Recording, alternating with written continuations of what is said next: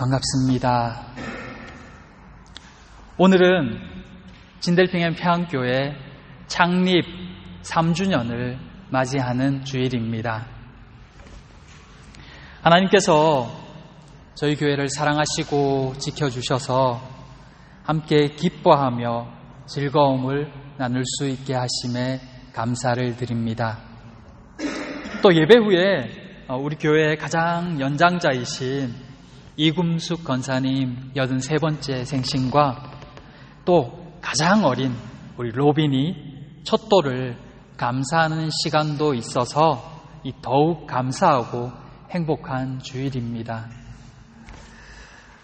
교회 공동체로 모일 수 있음이 감사하고 또 이 공동체를 통해서 주님의 사랑을 느끼며 또 그 사랑을 나눌 수 있음도 정말 하나님께 감사드립니다. 또 특별히 오늘 말씀은 이 초대교회가 어떻게 시작되었는지를 알려주시는 그런 말씀이기 때문에 더욱 뜻깊은 말씀이 아닐 수가 없습니다. 오늘부터 몇 주에 걸쳐서 베드로의 설교와 또 사람들의 반응을 함께 살펴볼 것입니다. 이 시간들을 통해서 우리에게 주어진 상황을 읽는 눈과 그 속에서 우리는 어떻게 반응해야 하는지를 배우기를 원합니다. 그리고 세상 속에서 교회다운 교회란 어떤 교회인지 어떤 모습인지에 대해서도 함께 생각해 보고자 합니다. 성령님께서 우리로 깨닫게 해주셔서 온전한 반응이 우리 가운데 있기를 소망합니다. 첫째, 내 영을 모든 육체에 부어주리라. 지난 시간 우리는 그 마가 다락방에 모인 120여 명의 성도들에게 이 성령이 임하는 사건을, 그 모습을 보았습니다. 그들 모두는 이 성령의 충만함을 받아서 다른 나라 언어로 각각 하나님의 큰 일을 말하는 그 모습도 함께 보았습니다. 각각의 나라에서 태어나고 자라서 유대에 정착한 이들이 그 소리를 따라서 모여듭니다.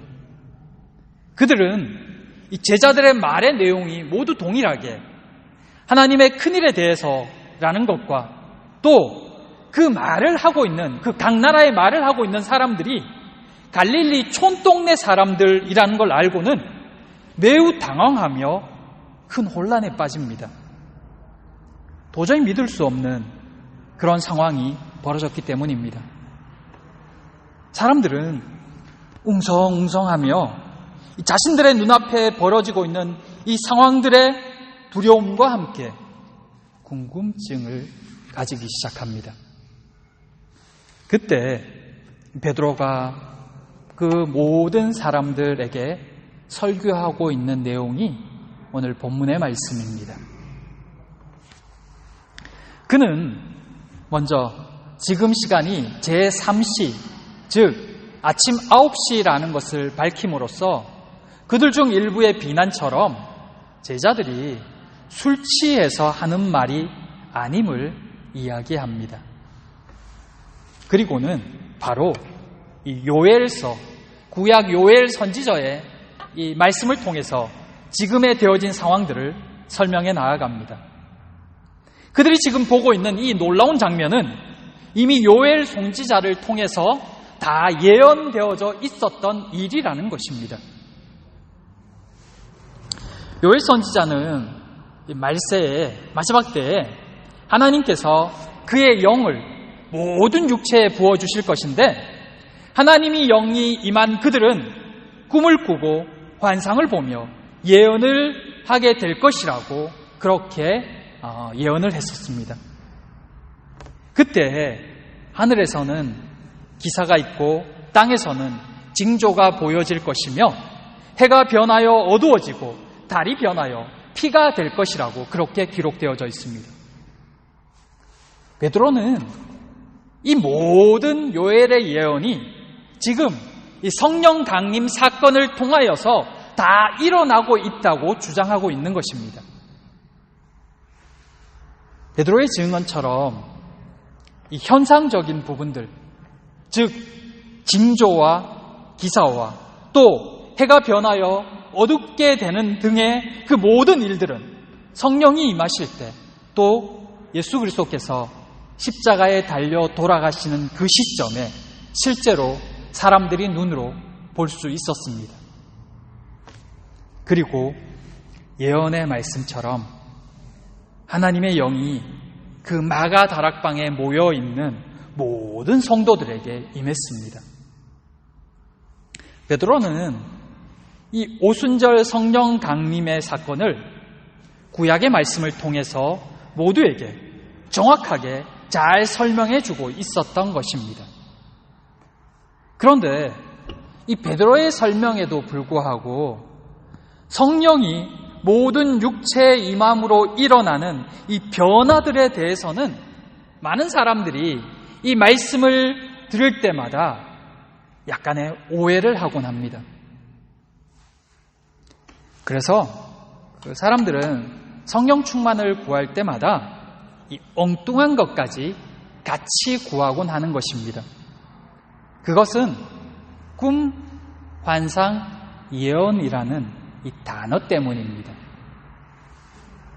그래서 어떤 분들은 하나님께 기도할 때마다 이 성령의 충만을 구할 때마다 자신들도 이 성령 충만에서 꿈이나 환상이나 예언을 할 수 있게 해달라고 그렇게 같이 구하는 것입니다.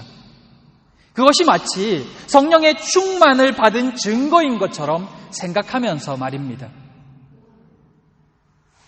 하지만 이것은 오늘 본문을 잘 바르게 이해하지 못해서 생긴 결과들입니다. 하나님의 영이 임함으로 구약의 선지자들이 꿈을 꾸고 환상을 보고 예언을 통해서 깨닫게 된 것은 바로 이 하나님의 말씀, 하나님의 구원 계획이었습니다. 구약의 선지자들은 이 꿈과 환상과 이 예언의 말씀을 통해서 하나님의 뜻을 깨달았었고 그 깨달은 그 말씀을 사람들에게 전해 주었던 것입니다.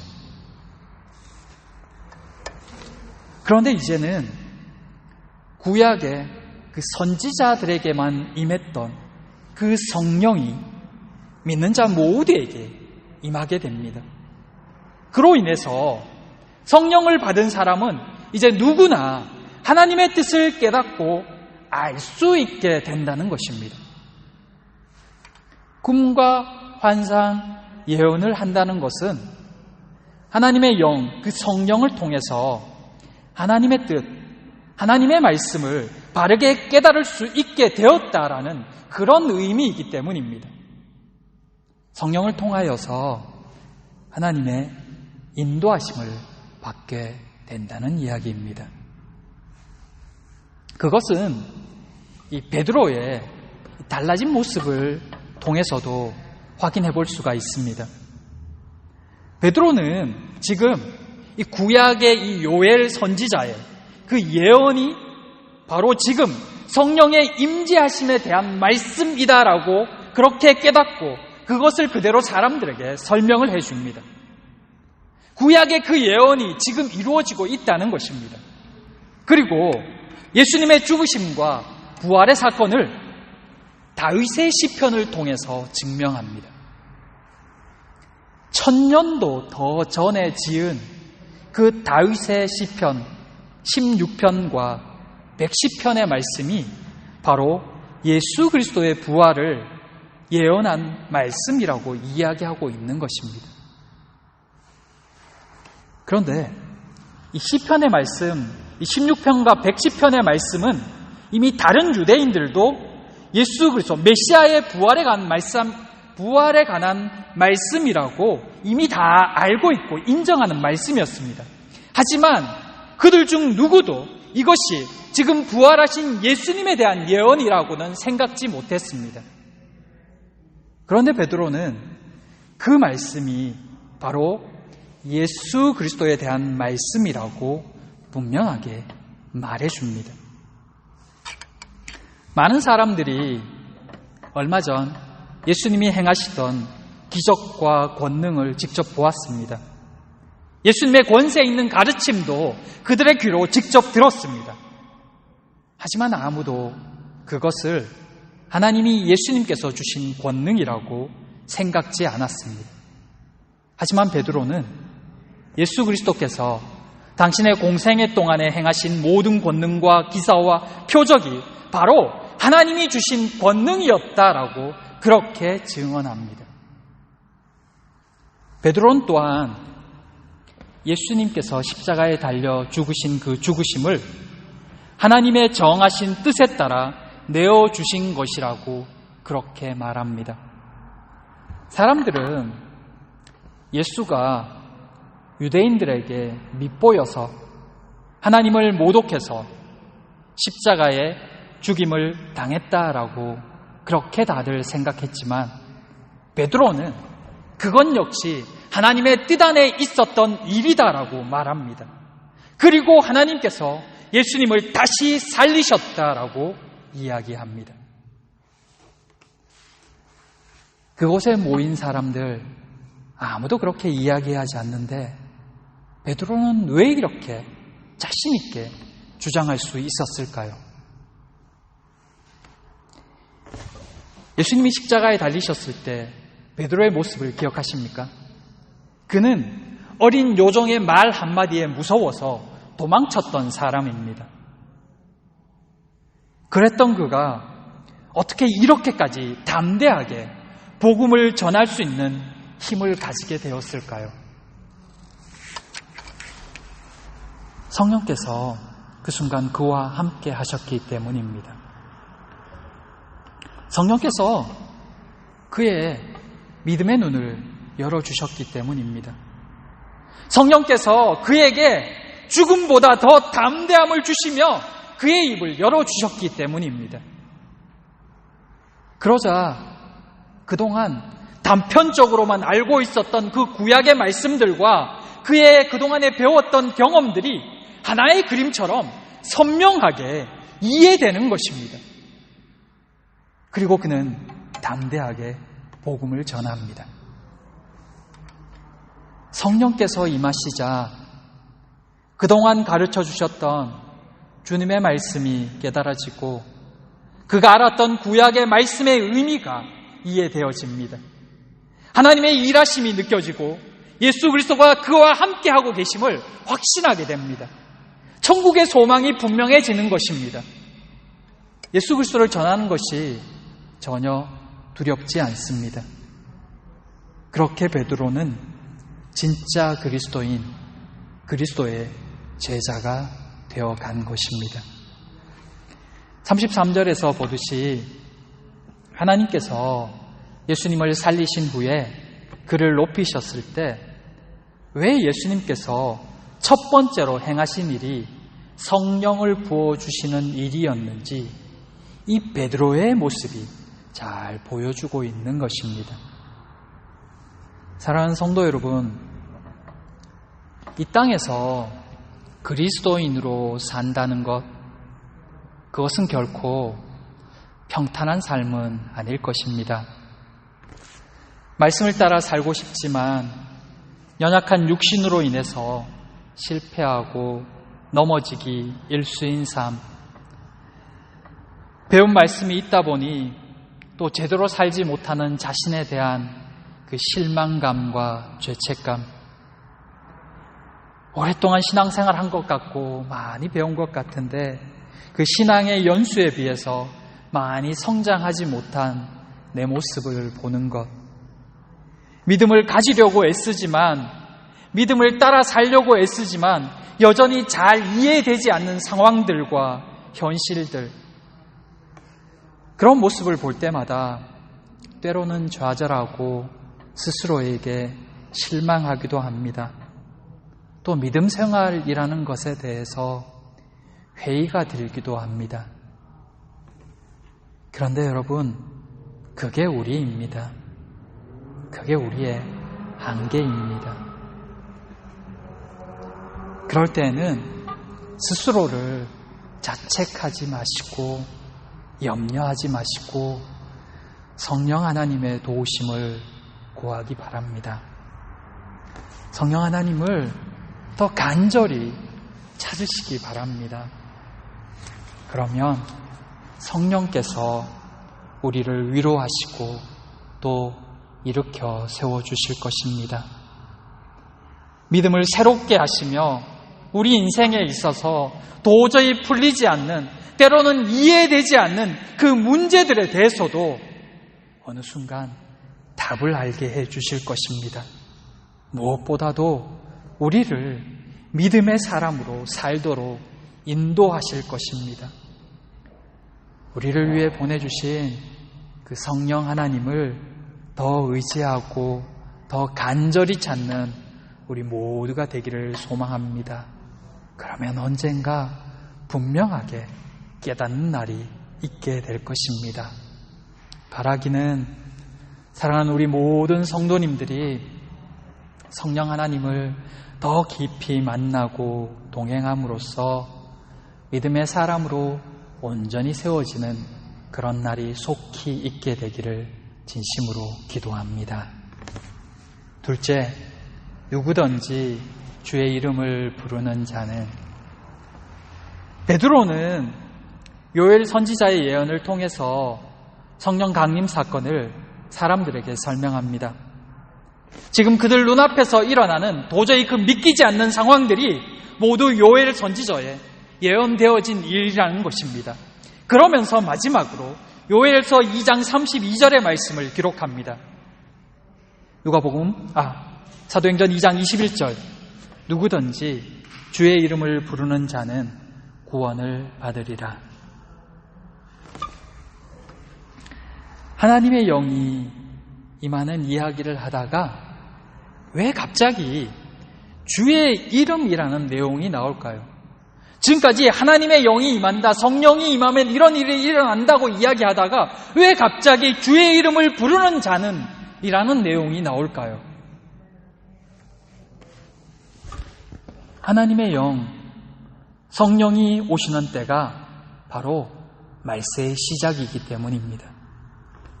그리고 이 마지막 때에 우리가 살 수 있는 유일한 길은 오직 주님밖에 없기 때문입니다. 베드로는 모인 군중들에게 예수님을 전하기 시작합니다. 근데 지금 그곳에 모여 있는 사람들은 이미 예수님에 대해서 잘 알고 있습니다. 몇 년 동안 그 유대 땅에서 예수님은 아주 큰 이슈였으니 말입니다. 예수님이 행하시는 많은 기적과 표적도 그들은 알고 있습니다. 직접 눈으로 보기도 했었습니다. 그리고 십자가에 못 박혀서 죽는 그 모습을 본 것도 불과 50일 전이었습니다. 그리고 그가 다시 살아났다는 소문도 들었습니다. 그런데 그 이야기를 지금 베드로가 다시 이야기하고 있는 것입니다.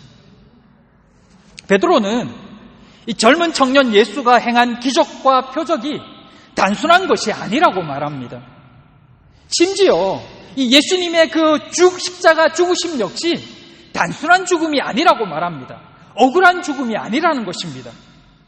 비록 유대인들이 이 죄 없는 그를 못 박아 죽였지만 그럼에도 그 모든 일의 뒤에는 하나님의 선하신 손길이 있었으며 그 부활의 소식 역시 그냥 뜬소문이 아니라 하나님의 역사이고 실제였다고 말하고 있는 것입니다.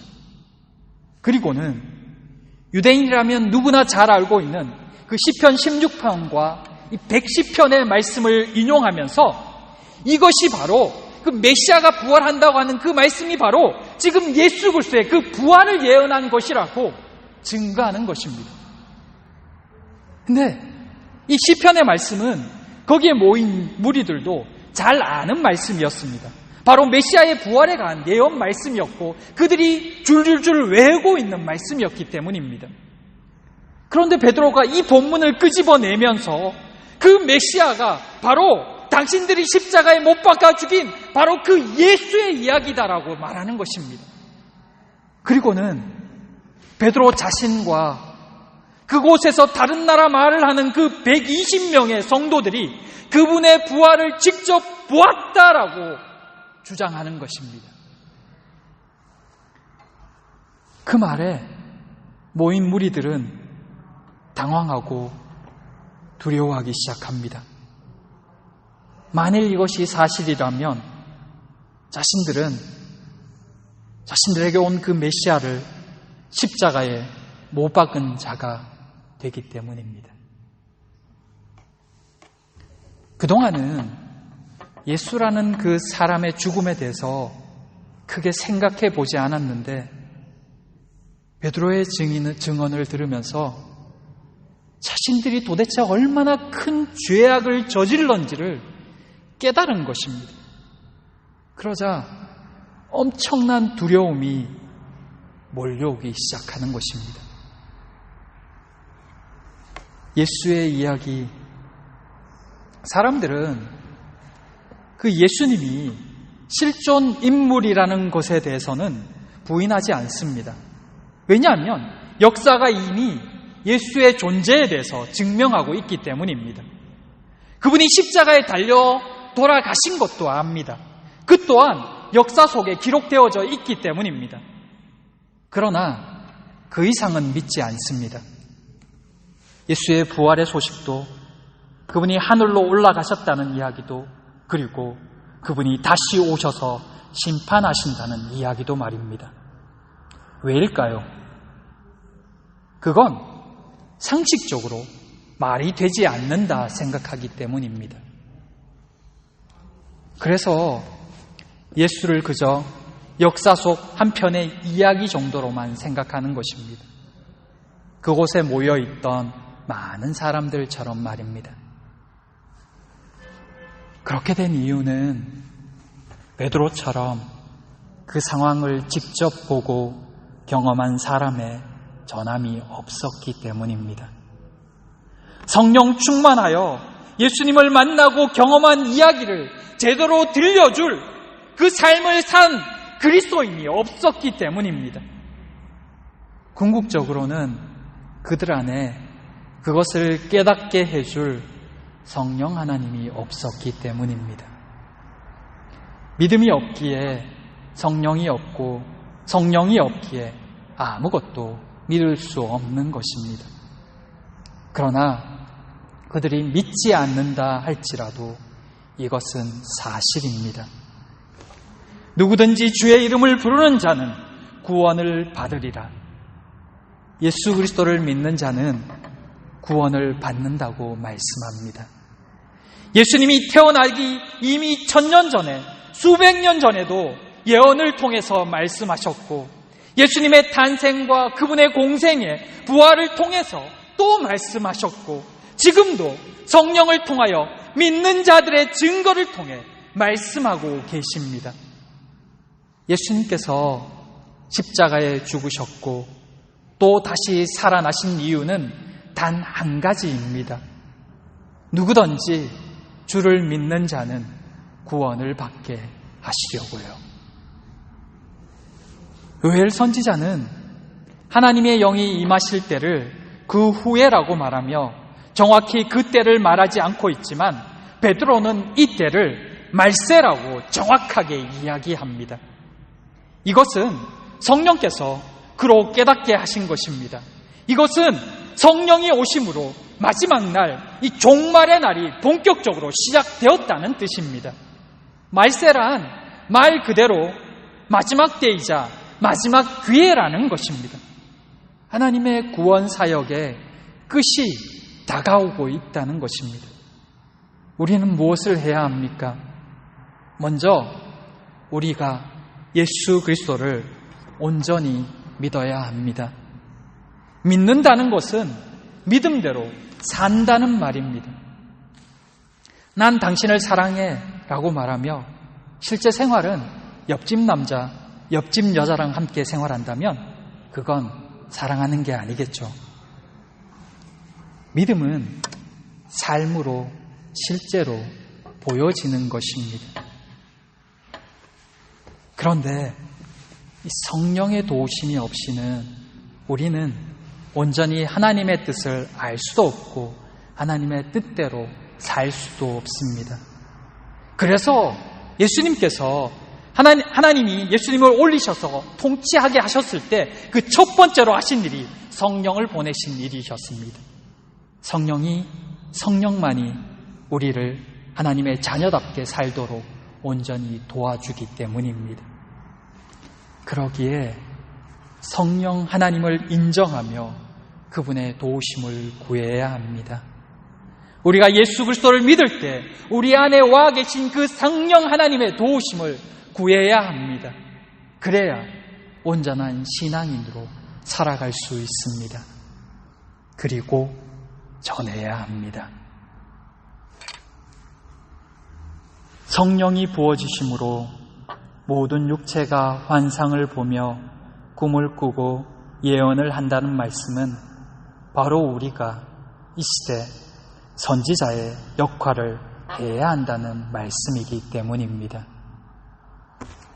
하나님의 뜻을 깨달아 그 말씀을 전하되 특별히 모든 사람들이 구원받을 수 있도록 주님이 오셨고 또 그 주님을 믿어야 된다는 것, 그 주의 복음을 받아들여야 한다는 것을 전하는 것이 우리의 사명이라는 것입니다.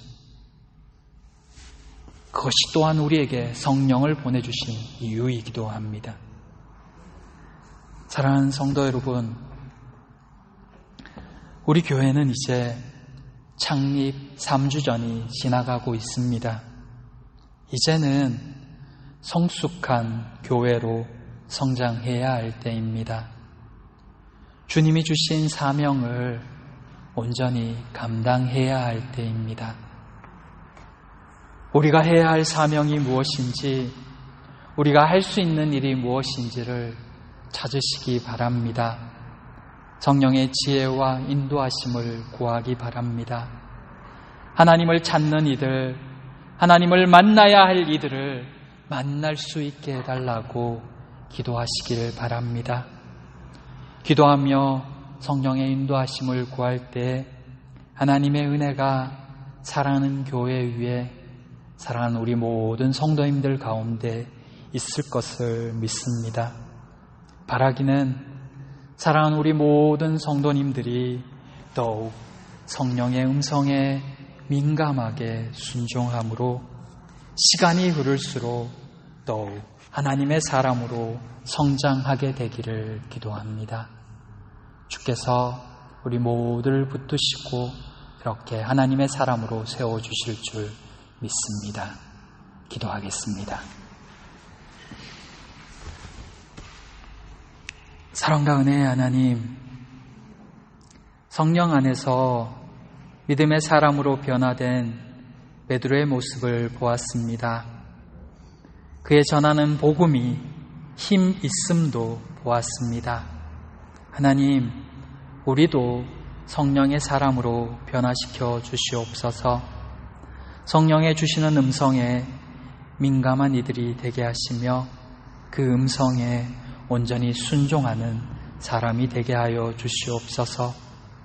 하나님이 찾으시는 영혼을 만나게 하시며 생명의 기쁨이 넘치는 교회가 되게 하여 주시옵소서. 사랑하는 성도들 한 사람 한 사람 영육 간의 연약한 부분들이 치유받는 은혜도 있게 하여 주시옵소서. 성령의 뜻을 따르는 우리 모두가 되기를 소망하오며 예수님 이름으로 기도드립니다. 아멘.